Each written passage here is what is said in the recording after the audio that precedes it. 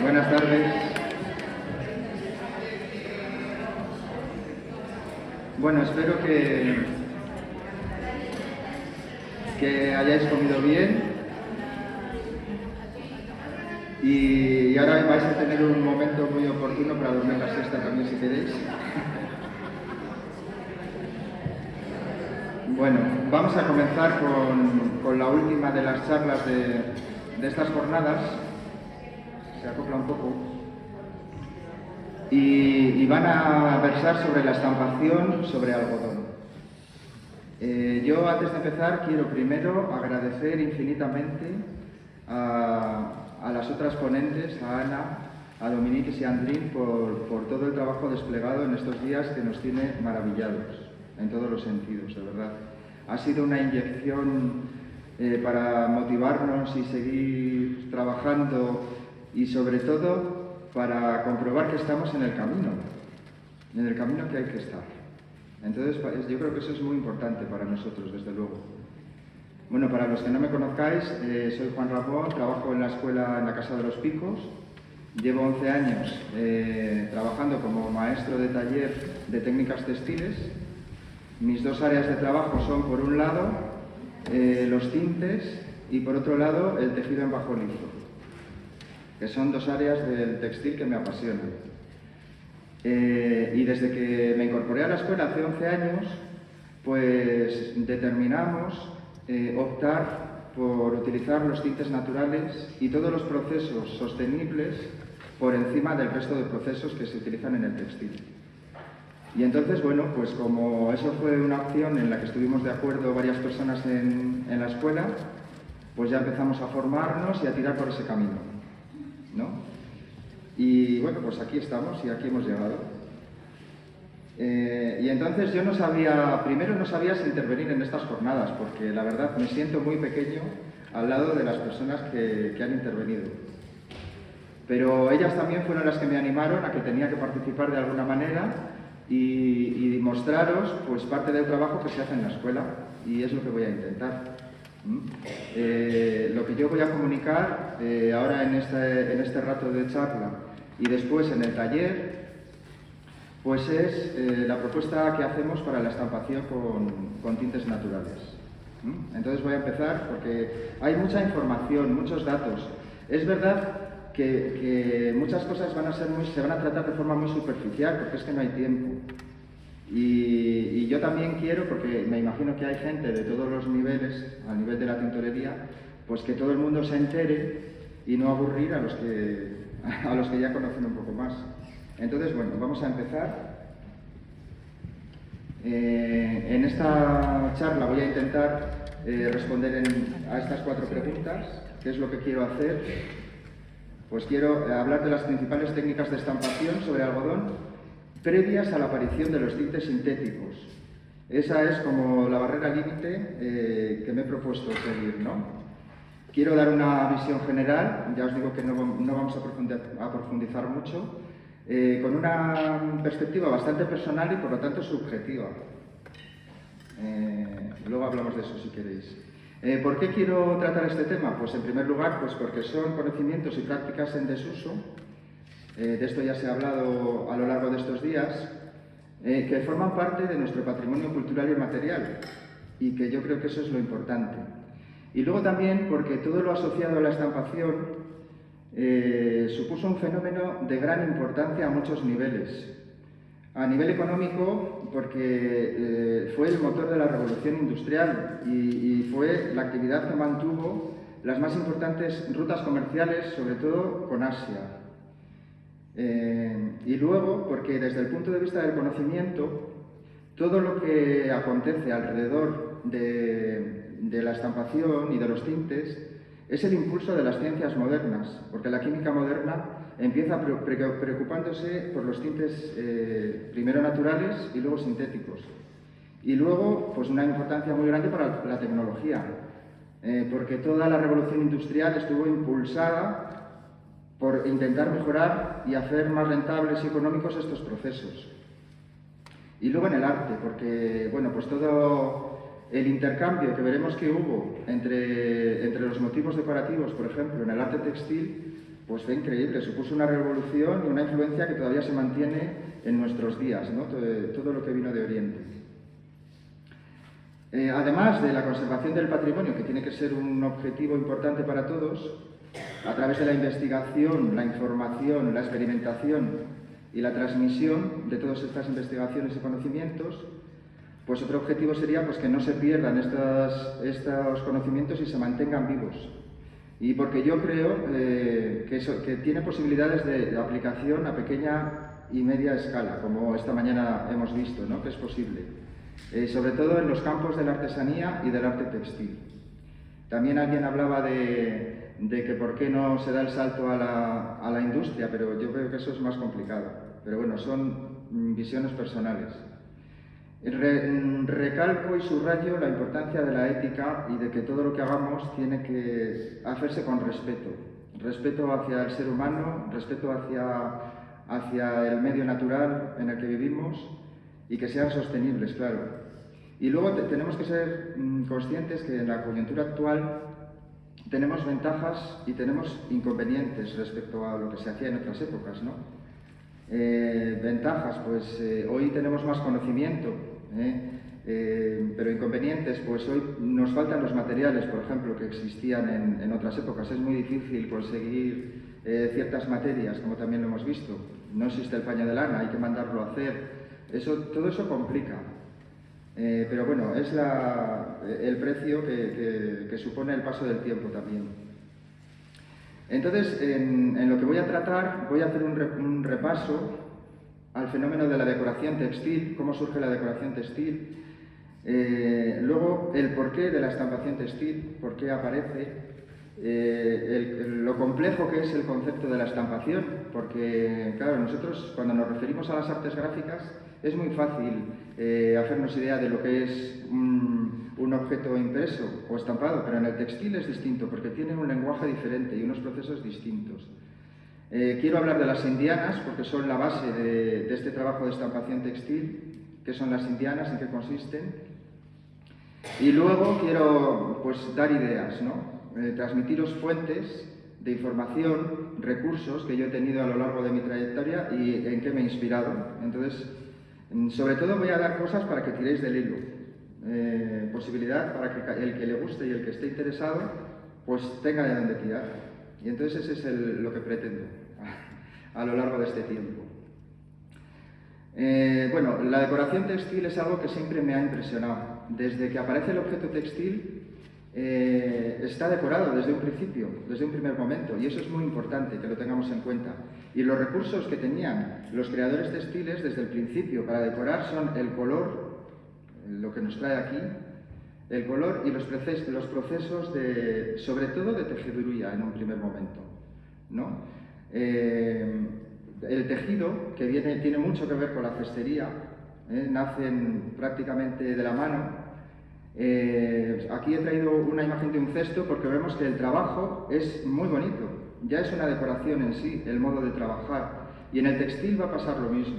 Los ligamentos van a suponer una parte muy importante de la decoración del objeto textil. Esta otra imagen de cestería, con lo que quiero transmitir que el color también es importante desde el primer momento. Aquí no se ve muy bien, pero bueno, sí, hay fibras naturales de varios colores y utilizaron esas diferencias de color para crear decoraciones. Y eso está presente desde el principio en la decoración. Luego las técnicas de decoración van avanzando. Pongo aquí una imagen de la tapicería, porque la tapicería, como técnica, es la primera que se utiliza para decorar un objeto textil. Aquí hay una imagen de un tejido precolombino realizado en técnica de tapicería. Y además es que en el textil también lo que nos pasa es que en todos los ámbitos del mundo, culturales diferentes, aparecen las mismas técnicas, curiosamente, ¿no? Se coincide mucho. Aquí esta imagen es de un tejido chino, también del final de la Edad Media, es realizado con la técnica de la tapicería. Un tejido más antiguo, creado en Egipto, en la última época romana, los tejidos que conocemos como coptos, que también la decoración está realizada en la tapicería. Sabéis que la tapicería consiste en utilizar tramas de diferentes colores que cubren totalmente la urdimbre, y son las que van haciendo la decoración. Entonces este es un sistema que fue el primero que se conoce o del que tenemos los testimonios más antiguos. Luego está la técnica de los nudos, otra técnica que se va a utilizar para hacer decoraciones como la famosa alfombra de Alpasirik, que es uno de los textiles más antiguos que se conocen, realizado en técnica de nudos, y fijaros la presencia del color en la decoración y la importancia que tiene la técnica con la que se ha realizado, que es el nudo, porque le va a dar una textura pues muy característica que van a tener todas las obras realizadas en esta técnica de nudo. Luego estaría el bajo lizo, ¿no? Los tejidos de bajo lizo, pues desde el principio también se van a preocupar por estar decorados. Este grabado me gusta mucho, es un grabado medieval inglés del siglo XIII, en el que ya vemos un telar bastante avanzado, evolucionado, en el que el tejedor está pisando dos pedales y está realizando pues una decoración de rojos, ¿no? Ya estaba presente en este momento. Y el telar evoluciona hasta unos niveles, como puede ser el telar de tiro, del que traigo aquí una imagen de un telar de tiro chino, ¿no? Que vemos al tejedor que está como semi hundido en un foso. Esto también lo van a tener en común algunos telares de la India. Vemos cómo tiene los cuerpos de lizos próximos al tejedor. Tiene dos cuerpos de lizos, unos de alza y otros de baja seguramente, para hacer ligamentos ya complejos. Y luego aquí elevado vemos al tirador, que tiene un repertorio de cuerdas frente a él con el que va a manejar cada uno de los hilos de la urdimbre de manera independiente, y esto le va a permitir hacer decoraciones extremadamente complejas. Hoy en día somos casi incapaces de realizar estos trabajos porque hemos perdido el conocimiento de muchos de ellos. Y esta sería pues, el siguiente avance en el telar de bajo lizo, que sería el telar Jacquard, ya en una factoría industrial seguramente movida por la fuerza del vapor, y esto pues, o sea, es el máximo desarrollo de la decoración del tejido en el momento de ser tejido. Aquí traigo unos pequeños ejemplos de tejidos labrados realizados en Al-Ándalus, en nuestro ámbito cultural. Estos en el siglo XII, en los que vemos la importancia del color, la exquisitez de la decoración, con muchísima influencia oriental, persa. Bueno, sabemos que todo esto vino de Oriente y se mantuvo aquí durante muchísimo tiempo. Y otro ejemplo de otro tejido también realizado en el telar de tiro. Estos son tejidos que tienen una anchura de 3 metros, para que nos hagamos idea de los telares que tuvieron que utilizar entre orillo y orillo, 3 metros. Están expuestos ahora mismo en el monasterio de San Zoilo, en Palencia, después de ser restaurados, y de verdad que el que pase por allí merece la pena que visite.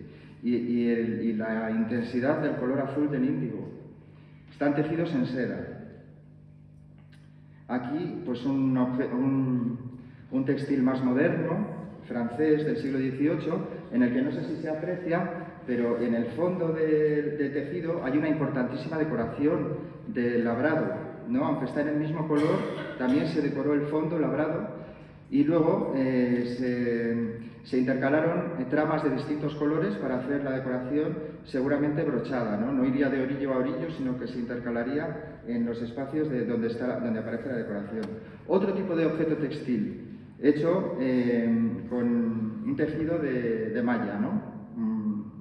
Un calcetín romano del siglo II, pero para que veáis la importancia del color, ya en aquella época.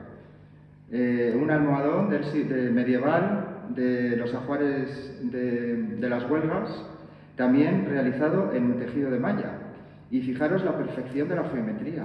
Es un tejido de finales del siglo XII y está perfectamente confeccionado.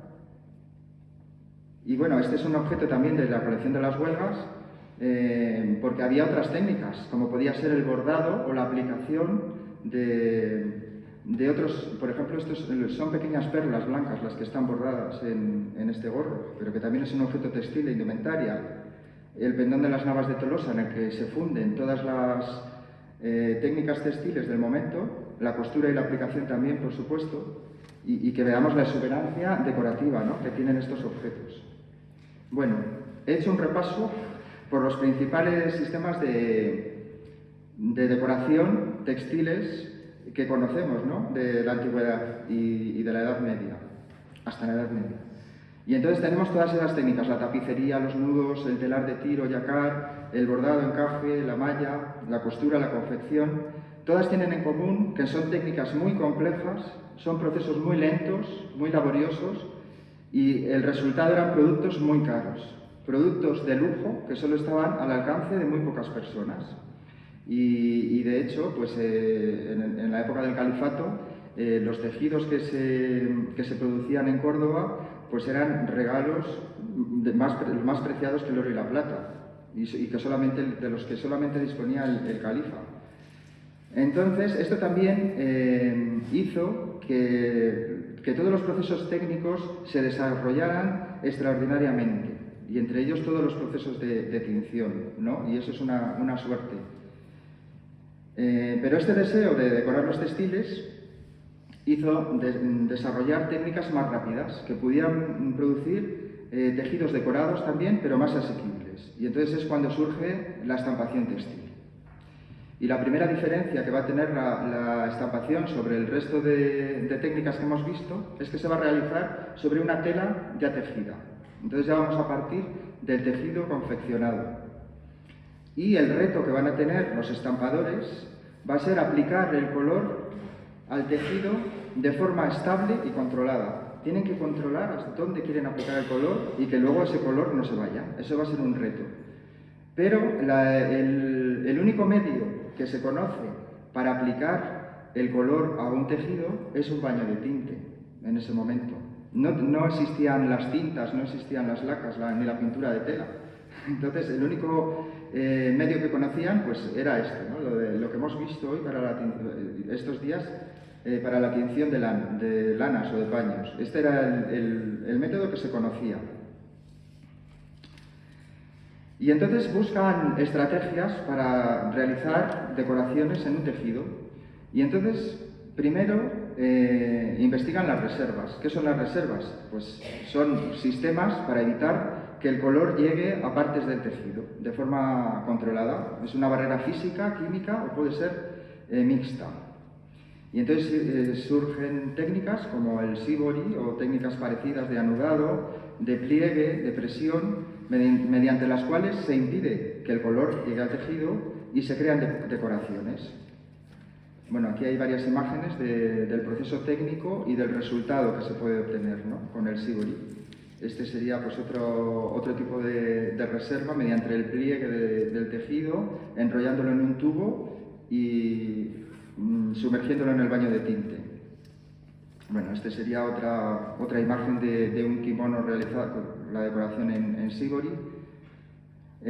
Otra técnica diferente sería trabajar, esta es la única excepción en la que no se trabaja sobre el tejido ya realizado, que sería el ikat.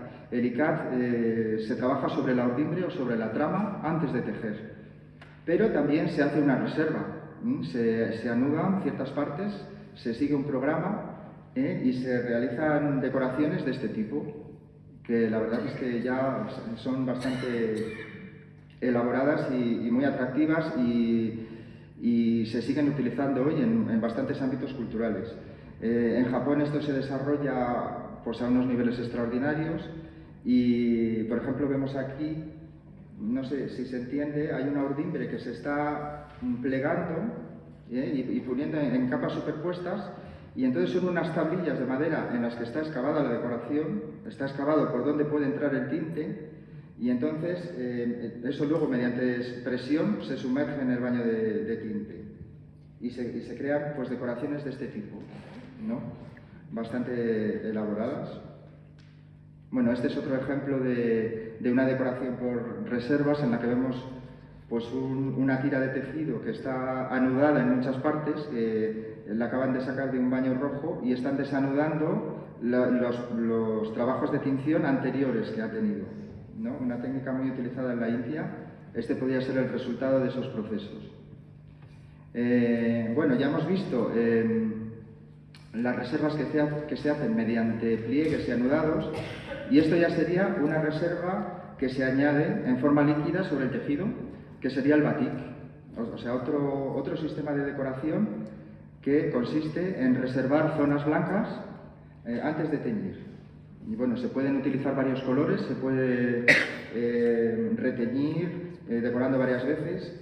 Esto ya va a crear texturas especiales, como este caso, al trabajar con la cera, antes de teñir se puede quebrar el material y al teñir pues nos va a salir una textura peculiar, ¿no? Entonces esto es lo que a mí me parece interesante del lenguaje textil, que tiene un lenguaje propio, que esto no es fácil reproducirlo con otras técnicas. En África, por ejemplo, van a utilizar el mucílago que extraen de la yuca para pintar sobre el tejido antes de teñirlo, luego lo introducen en el baño de índigo y bueno, pues salen las decoraciones que han reservado previamente con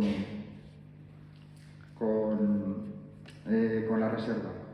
Este sería otro, bueno, es una imagen de ya un sistema con sellos, ya donde no se dibuja, vamos a ir evolucionando hacia eso. Estos son ejemplos que he ido recogiendo de decoraciones mediante reservas.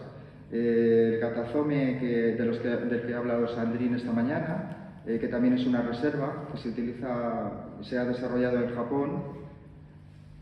Bueno, pues mediante una plantilla que es la que controla la aplicación de la pasta de arroz, y aquí estaría pues un momento de la inmersión y de la sustracción del baño de índigo. Y en este detalle pues se ven las típicas celdillas, los puntos en los que se sostienen las partes de la plantilla, que también forman parte del lenguaje propio de la decoración textil, ¿no? El segundo proceso importante en la decoración mediante estampación va a ser la aplicación selectiva del mordiente.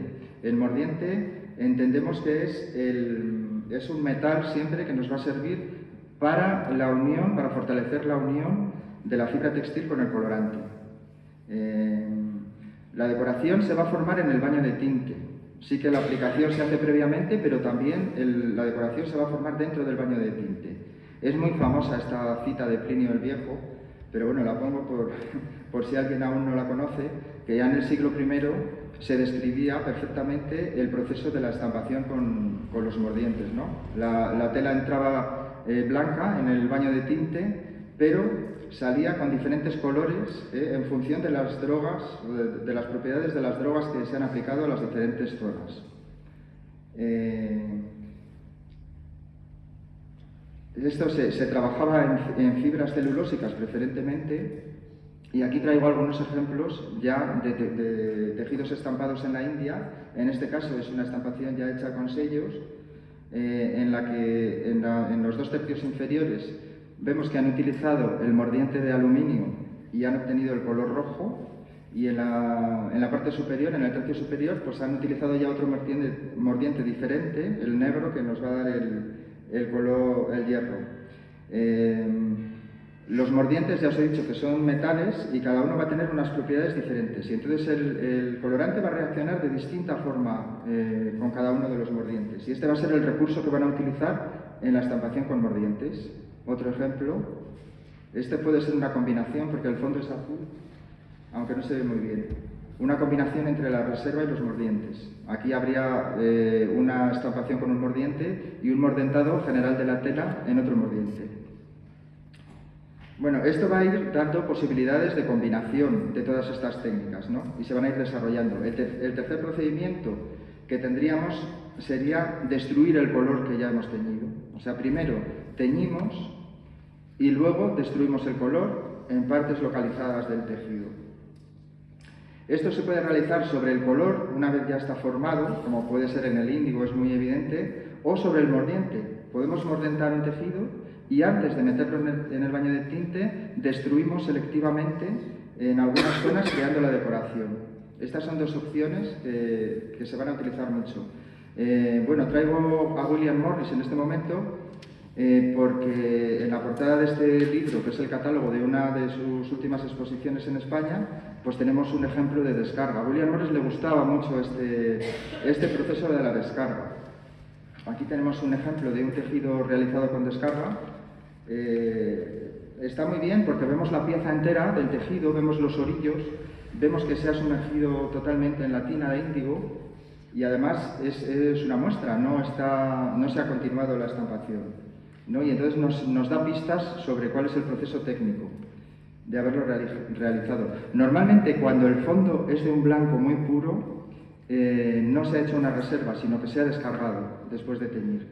Y aquí tenemos otro ejemplo de William Morris en el que hay una parte que está dada a la vuelta y entonces podemos ver el anverso y el reverso del tejido, ¿no? Sí que vemos el orillo también aquí en esta zona que está teñido en azul perfectamente, y la descarga como ha eliminado el color en la cara y en el revés de la tela, ¿no? Porque es un proceso bastante agresivo, luego os hablaré un poco más de él. Y este tejido, pues claro, ya combina ese proceso de la descarga con una estampación de mordiente, porque han estampado un mordiente amarillo que cuando va sobre el blanco nos da el amarillo y cuando va sobre el azul nos va a dar el verde. Otro ejemplo de descarga, este es un tejido de Fortuny, de Mariano Fortuny, en el que él utilizaba esta fórmula de la descarga, sobre todo en algunas sedas, para hacer efectos como de encaje. Utilizaba dos técnicas, o la descarga o estampaba también pigmentos metálicos encima para hacer el efecto dorado. Luego en la escuela veremos alguna muestra de alguna seda realizada con esta técnica, entonces no me extiendo más. El cuarto procedimiento, el cuarto recurso, sería la aplicación de colores preparados que luego se van a fijar al vapor. Este proceso aparece ya muy tarde, aparece a finales del siglo XVIII y no se empieza a utilizar hasta el siglo XIX. En las fábricas de estampación europeas descubren cómo se pueden preparar colores de tal forma que esté el colorante con el mordiente juntos, se estampan sobre el tejido y luego se le somete a la acción del vapor y ese color queda fijado en la tela. Ese sería otro recurso que se va a utilizar. Y luego el quinto procedimiento pues sería lo que conocemos como pintura de tela, que sería un pigmento que no es un colorante, un pigmento no tiene las mismas propiedades, más un aglutinante. Y esto, bueno, pues todas las estampaciones que hoy se hacen en las camisetas y que quedan como un plástico cuando pasas la mano, pues serían este tipo de decoración. Vamos a hablar un poco del complejo de lo complejo que es el concepto de estampación. Porque en el diccionario de la lengua nos dice que una estampación o estampación significa acción y efecto de estampar. Y un estampado, cuando nos referimos a un tejido, es aquel que tiene estampados a fuego o en frío, con colores o sin ellos, diferentes labores y dibujos. Entonces, cualquier decoración sobre un tejido, sobre un objeto que ya está tejido, es un estampado textil. Ya hemos hablado de que es un lenguaje expresivo, siempre lo reivindico, propio, ¿no? Intentar imitar esta sensación del shibori en otra técnica artística no sería posible, o yo no me la imagino. Y esto es por las características que tiene el tejido y todo el proceso técnico de decoración. Este es otro ejemplo. Esto sería imposible hacerlo, pues eso, sobre un papel, muy difícil. O estas lenguas que forma el ICAC. Pues entonces estamos ante un lenguaje expresivo propio. Vamos a hablar un poco de las indianas. ¿Qué son las indianas? Pues van a ser tejidos estampados de vivos colores que llegan a Europa en el siglo XVI, procedentes de Oriente. Y entonces es un fenómeno que revolucionó el aspecto de los textiles, todo el mundo textil, y causaron admiración por los colores tan brillantes que tenían y por que el material, que era el algodón sobre el que estaban hechos, no se conocía tanto en Europa. Y entonces se podía lavar, las decoraciones permanecían y entonces causaron sensación. Y luego también gustaron mucho los motivos, porque eran muy originales, venían de otro ámbito cultural y desde el principio arrasaron. Estos objetos van a estar al mismo nivel que la porcelana y las sedas chinas, a nivel de importaciones y de consideración. Tanto se desestabilizó el comercio y la economía, que en Francia se prohibió su uso en 1686 durante casi un siglo. Entonces, eso fue un poco malo para los franceses porque tardaron un poco más en desarrollar algunos aspectos de la estampación textil frente a otros países como Inglaterra, donde no se... perdón, voy a intentar poner alguna imagen, que lo tengo en otra presentación porque pesaba mucho. Ya está. De algunos tejidos de estos, que son los primeros que llegan a Europa, ¿no? Los primeros se caracterizaban por tener el fondo rojo, tener estos colores tan vivos y estos motivos tan peculiares. Se utilizó mucho este motivo del árbol de la vida, que se llamaban palampore en esta versión. Bueno, los motivos, como veis, pues muy propios del ámbito oriental. Una greca de flores. Todos estos que estamos viendo al principio estaban pintados a mano. Era la técnica de aplicación del color, era la pintura a mano. Aquí, pues en esta imagen se ve una muestra, una pequeña muestra de un tejido estampado de una indiana en la que ya se empieza a investigar y a ver cómo estaban hechas, ¿no? Eso desde el principio causó muchísima curiosidad y desarrolló muchísimo todas las ciencias y toda la tecnología europea, hasta que se daba con los procesos y se conseguía. Por ejemplo, esta imagen quiere ilustrar que había indianas de varias calidades. Esta pues es un estampado pues como más corriente para otros usos o para otros públicos, ¿no? Y esta ya está hecha con sellos, que la estampación con sellos ya sería un proceso más económico que la pintura manual. Luego se van combinando mucho la estampación con la pintura, es muy frecuente. En esta imagen también quería ver que hay algunas zonas del tejido, no sé si se ve muy bien en la imagen, que están deterioradas y son casualmente las que se han estampado con el mordiente oscuro de hierro. Entonces los tejidos con el paso del tiempo se van deteriorando con algunos de los mordientes. Pues estas no se ven. Bueno, ya avanzando en el tiempo, a finales del siglo XVIII, es más frecuente que todos los estampados sean realizados con sellos. También es muy curioso cómo los tejidos que siguen viniendo de la India tienen una decoración ya muy europea, porque los angelitos que aparecen aquí o bueno, los animales fantásticos no son del ámbito cultural indio. Entonces hay un intercambio muy importante. Ahora ya hay unas muestras de tejidos realizados ya en Europa, ¿no? Y ya son un poco diferentes. Vamos a decir como que pierden la gracia, entre comillas, ¿no? Ya todos están realizados mediante estampación de sellos o mecánica, cuando empiezan las máquinas de rodillos o las planchas. Esta está hecha con sellos también, pero bueno, ya vemos que hay otros colores diferentes y otros motivos diferentes a los que venían de la India. Aquí ya en 1860 es posible que ya haya algún color que no sea natural, alguna mezcla. Este es 1885, pues ya van cambiando los colores, ya no es el azul del índigo de los primeros trabajos. 1889, posiblemente ya colores sintéticos. Bueno, eso era simplemente para ilustrar un poco visualmente lo que eran las indianas. Bueno, y ya vamos a ir.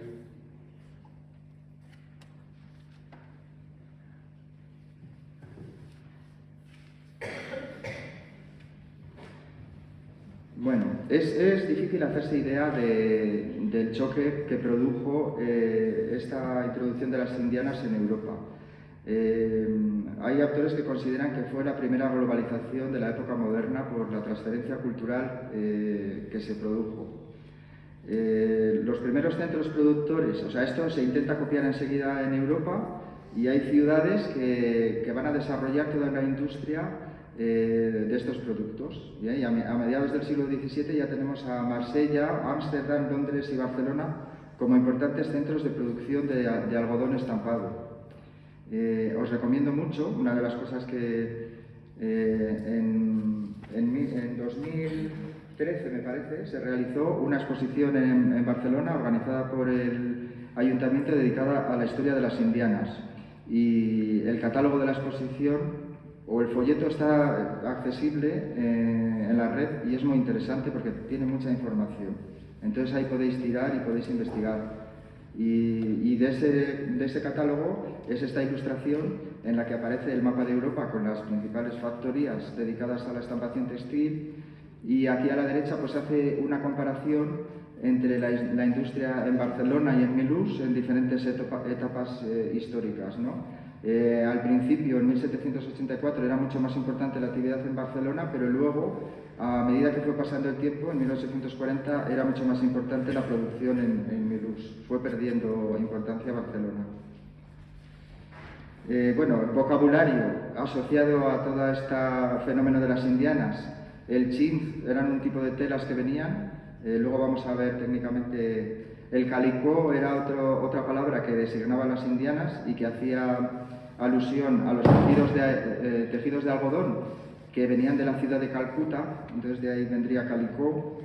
El palampore ya hemos visto que era un tipo de motivos orientales. Y luego ya en la producción europea se hablaba también de indianas, pero de telas pintadas o estampadas, era a lo que se refería.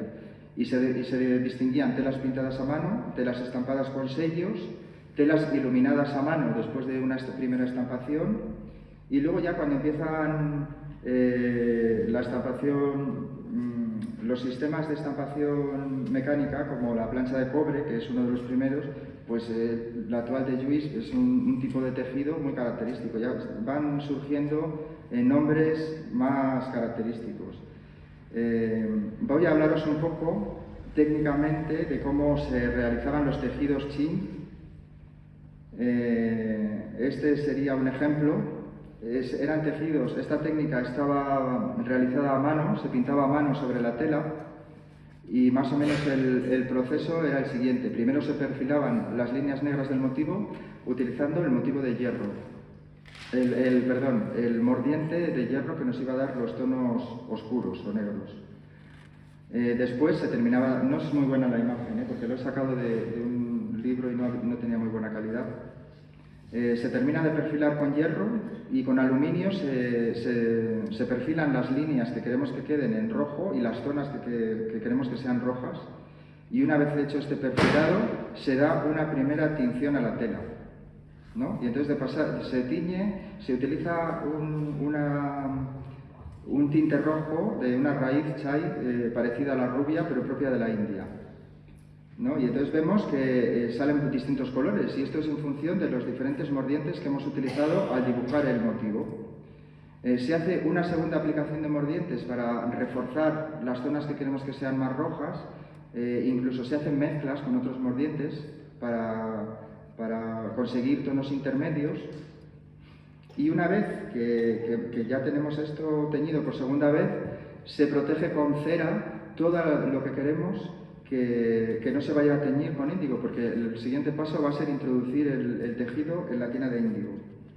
Entonces se protege con cera y se tiñe en la tina de índigo, y entonces las zonas que no están protegidas nos van a salir en azul.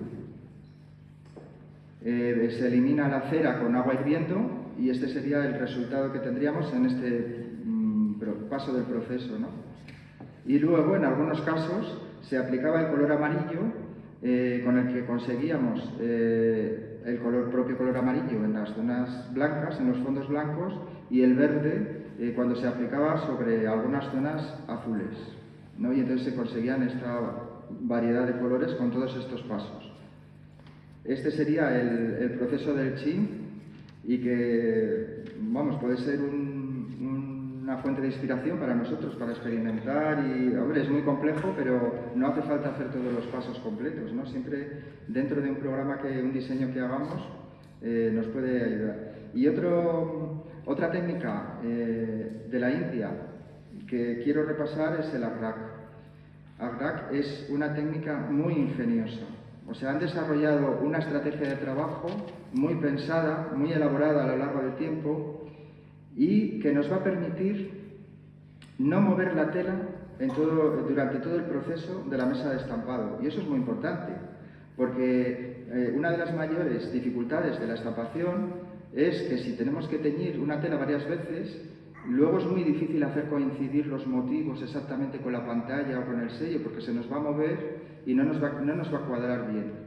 Pero Agrag es una técnica que permite hacer todo sin mover la tela, todo trabajarlo sobre la mesa de estampación, ¿no? Y entonces, en esta ilustración, no sé si se ve muy bien, de izquierda a derecha, se ven los diferentes pasos que se siguen, ¿no?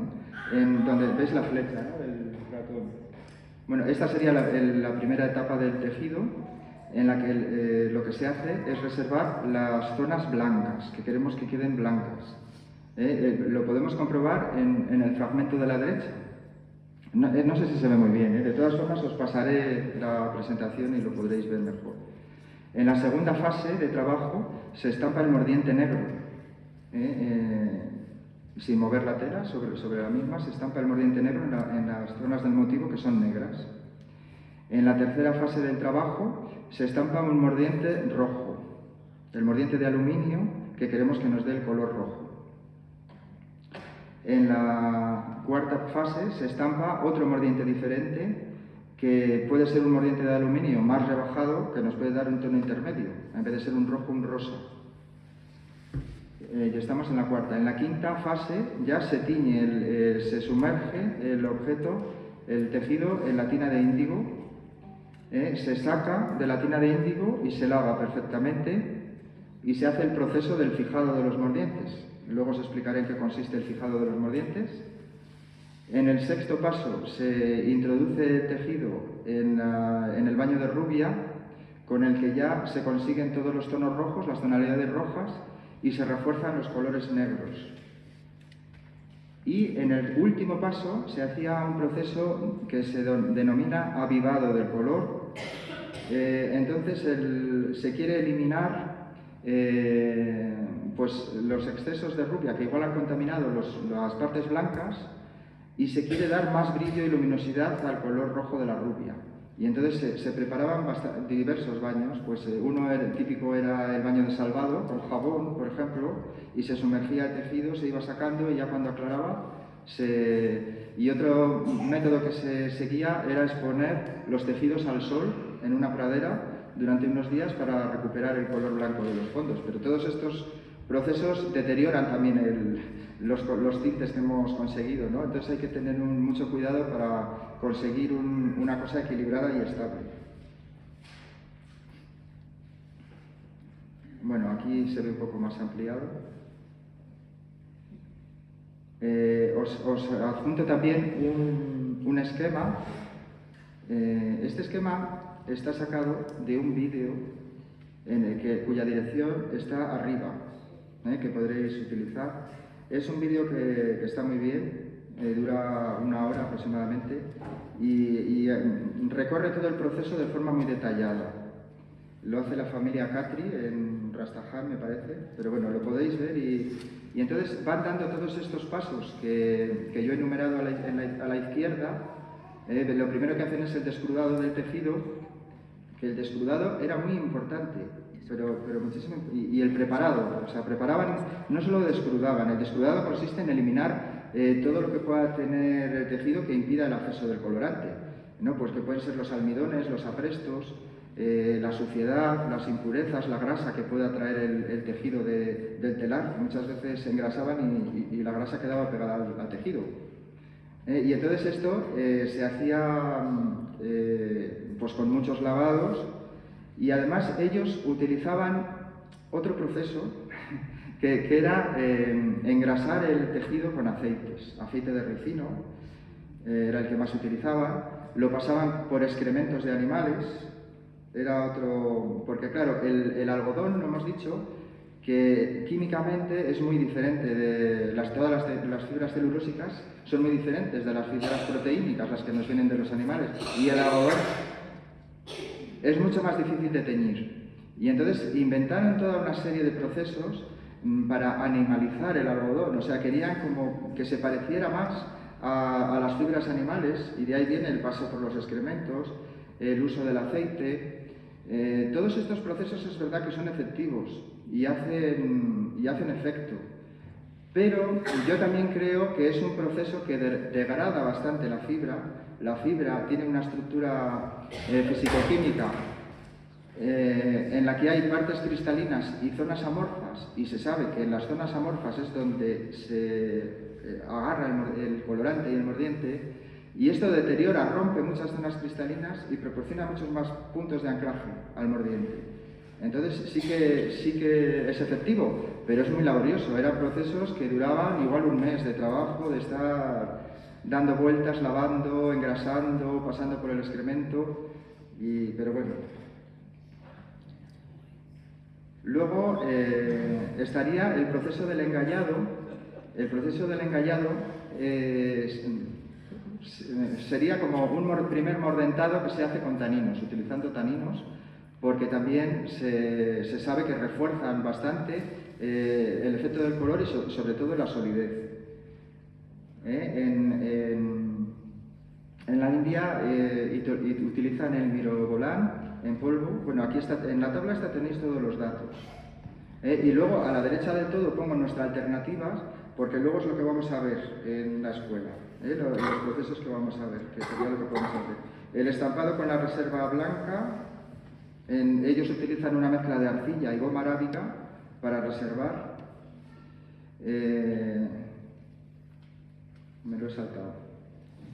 En el 4 estaría el estampado con el mordiente negro, el mordiente de hierro.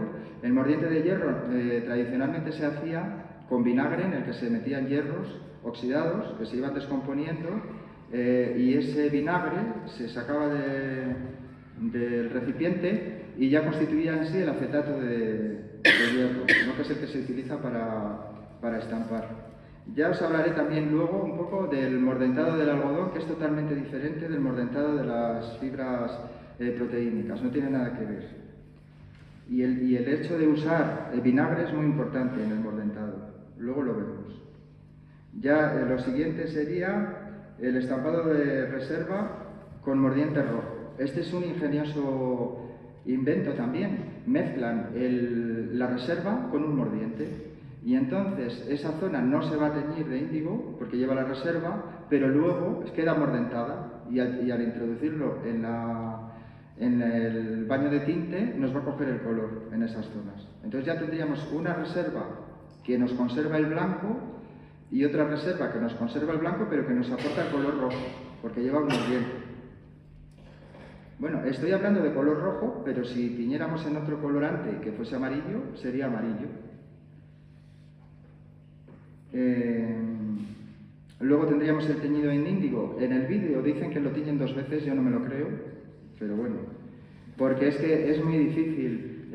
Al pasar el tejido por la tina, las reservas se mueven y se pierden, en su gran mayoría. Entonces es muy difícil volver a teñir, a no ser que lo tengas muy bien preparado en un artilugio que no se mueva la tela prácticamente. Es muy complicado el teñir 2 veces.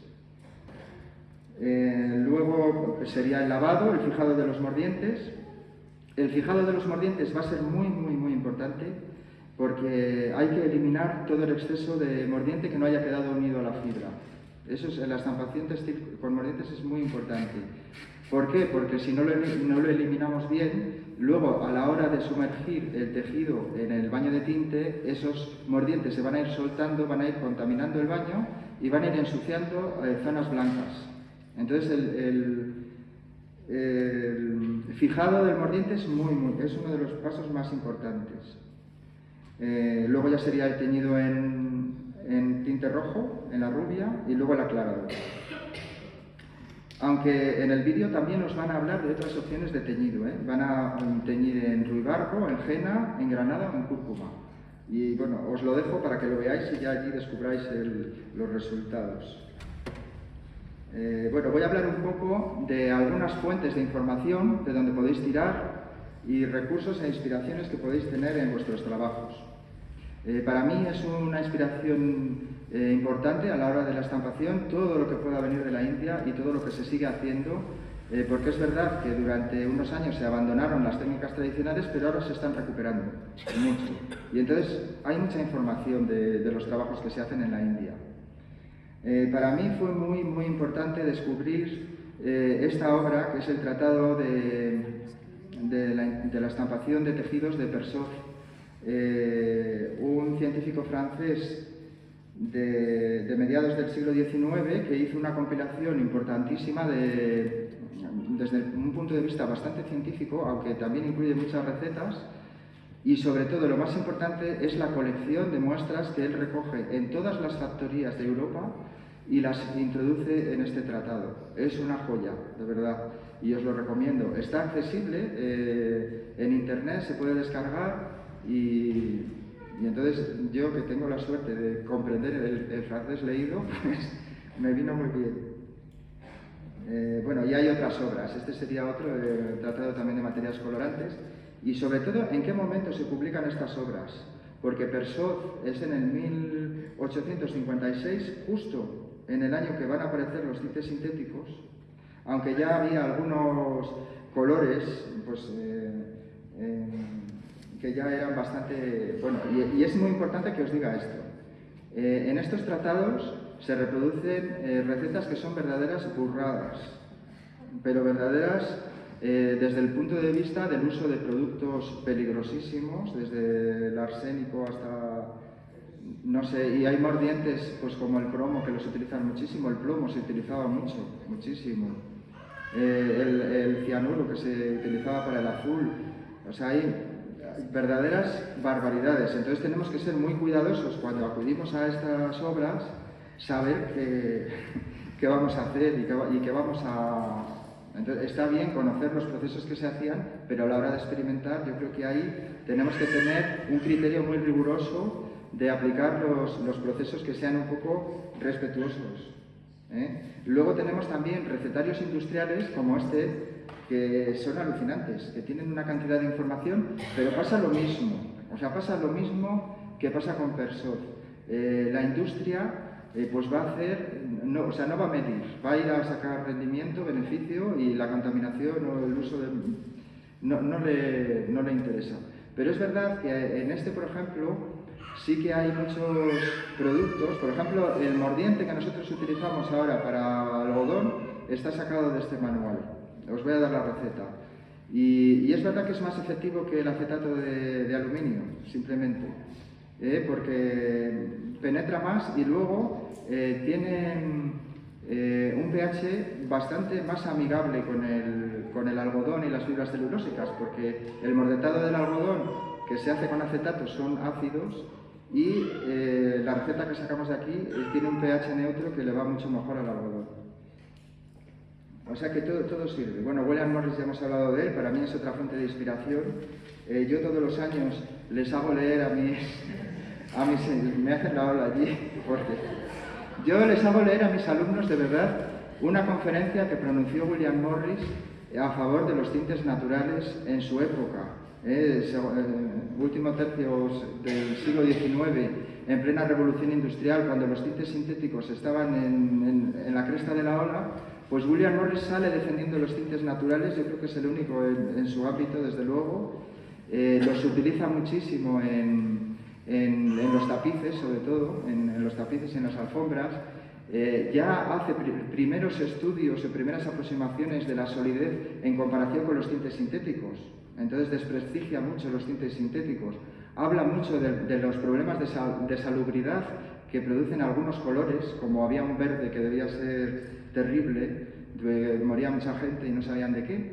Bueno, pues William Morris ya se preocupa, y por eso yo le adoro en gran medida. Y luego él, claro, recupera muchas técnicas de la India. Él es un enamorado, trae todas estas técnicas de estampación, las pone en uso, las hace viables. Otro grande para mí es Fortuny, sobre todo, pues igual en el tema del diseño. Él viene de una familia muy especial, se crió en un ambiente artístico increíble y tuvo acceso a una colección de textiles antiguos magnífica, impresionante. Y esto le sirvió de inspiración sobre todo para los diseños que él realiza, ¿no? Es verdad que él nos vende una recuperación de los tintes naturales que no sabemos hasta qué punto es verdad.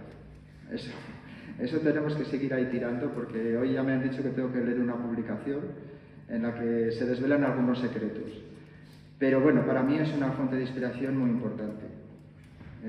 Yo creo que para todos. Él, por ejemplo, sí que consigue reproducir tejidos históricos como los damascos, que eran carísimos los damascos de seda, pues él los estampa en algodón y crea tejidos muy bellos, mucho más económicos y que tenían pues la misma función. Y crea bueno, unos vestuarios de teatro que seguro que a Sandrine le parecen muy interesantes.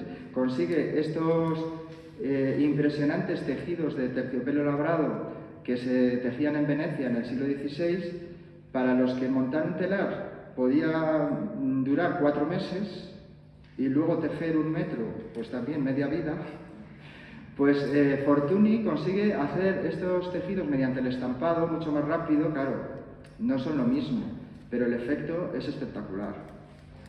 Entonces, para mí es una fuente de inspiración. Bueno, otra fuente de inspiración, el Museo de Estampación Textil de Barcelona, que quien no lo conozca, pues también está muy bien. Hemos estado nosotros recientemente, por eso pongo esta foto, y nos ha causado muy buena impresión y es una ayuda para...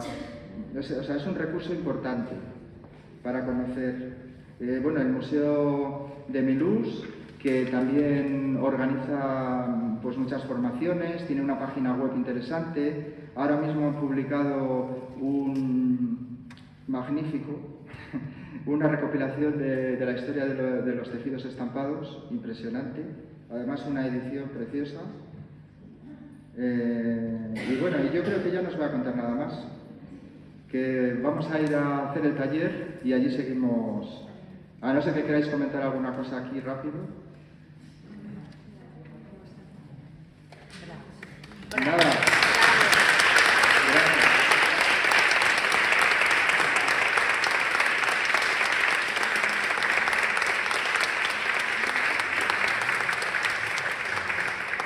Muchas gracias.